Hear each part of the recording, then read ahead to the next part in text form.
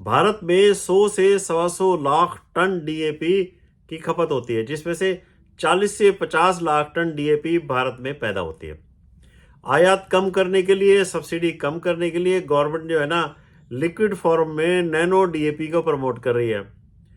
इसके अंदर 8% नाइट्रोजन और 16% फास्फेट होता है। 500 ग्राम की डोज जो है ना, वो प्रति एकड़ के लिए काफ़ी बताई जाती है। फास्फोरस से जड़ों की बढ़वार के लिए बहुत ज़रूरी होता है। जड़ों से ही पौधा सारे तत्वों को सोखता है। 27 अगस्त 2024 को डाउन टू अर्थ के प्रिंट एडिशन में नैनो डीएपी से जो पैदावार और पौधों की बढ़वार प्राप्त हुई, पंजाब एग्रीकल्चर यूनिवर्सिटी के रिसर्च ट्रायल में आपके साथ शेयर कर रहा हूँ। आपको अच्छा लगे तो आप भी इसको शेयर करो, वीडियो को लाइक करो, सब्सक्राइब करो। डॉक्टर राजीव सिक्का, जीवनज्योत धालीवाल और मनदीप कौर ने 2022 और 23 में कोरोमंडल इंटरनेशनल की नैनो डीएपी के साथ ट्रायल किए थे। गवर्नमेंट ने 2 और कंपनियों, जुआरी फार्म हब लिमिटेड और इफ्को को भी लाइसेंस दिया हुआ है नैनो डीएपी बनाने का। तो क्या हुआ, गवर्नमेंट जो नैनो डीएपी कहती है, उसके कहती है जी इस नैनो डीएपी में 8% तो नाइट्रोजन होता है और ये 16% फास्फोरस होता है। इसके एक बोतल से, 500 ग्राम की बोतल से हम 50 किलो का बैग जो है ना डीएपी का रिप्लेस कर सकते हैं।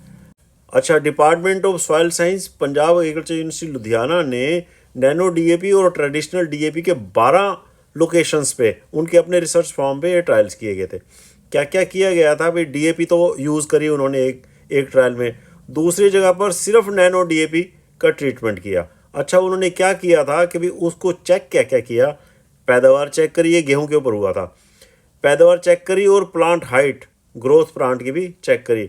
अच्छा, फिर 50% डीएपी का प्रयोग किया, कहीं पर 75% डीएपी का, आरडीपी का मतलब रिकमेंडेड डोज ऑफ फास्फेट, उसके साथ जो है ना 1 और 2 जो है ना स्प्रे नैनो डीएपी के भी किए। तब देखा कि भाई क्या प्राप्ति हुई।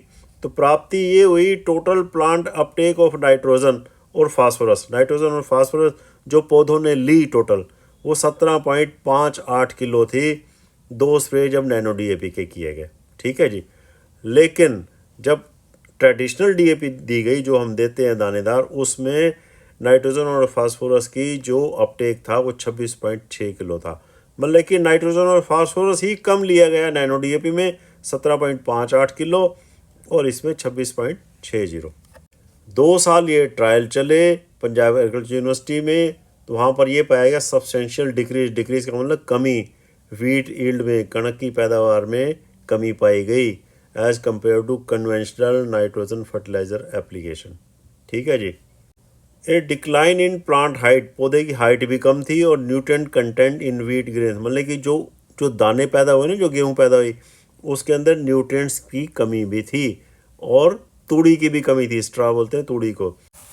एक और बात बिल्कुल क्लियर की है कि 16% की पैदावार कम थी जब 2 नैनो डीएपी के स्प्रे किए गए थे as compared to RDP, recommended dose of phosphate, मतलब जो डीएपी में एक बैग देते हैं उसके कंपैरिजन में 16.1% तो पैदावार कम थी, ठीक है जी।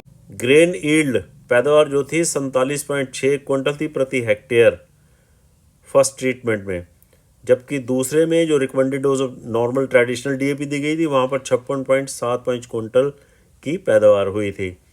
प्लांट हाइट भी मेच्योरिटी टाइम पे उस समय जो है ना 78.63% थी नैनो डीएपी के समय, और दूसरे सेम डीएपी के समय 79.53%, मतलब कि हाइट में ज़्यादा फर्क नहीं था, यहाँ 79-80 हो गया या 78-79 हो गया, लेकिन पैदावार में 16% कमी पाई गई। इस साल गेहूं की बिजाई के समय डीएपी की काफ़ी शॉर्टेज थी। दुकानदारों ने, कंपनी वालों ने भी नैनो यूरिया और नैनो डीएपी की बोतलें साथ में टैग करके किसानों को दी। गवर्नमेंट कुछ कहती है, गवर्नमेंट की एग्रीकल्चर यूनिवर्सिटी के वैज्ञानिक कुछ और ही रिजल्ट दे रहे हैं। वैसे सबसे बड़ी लैब जो है ना, वो हम किसानों के खेत होते हैं। हमसे ज़्यादा समझदार कोई नहीं, हम अपना बुरा भला अच्छी तरह जानते हैं। वीडियो का कंटेंट अच्छा लगा हो तो अपने दोस्तों को शेयर करना, वीडियो को लाइक करना, शेयर करना, सब्सक्राइब करना। Thank you ji.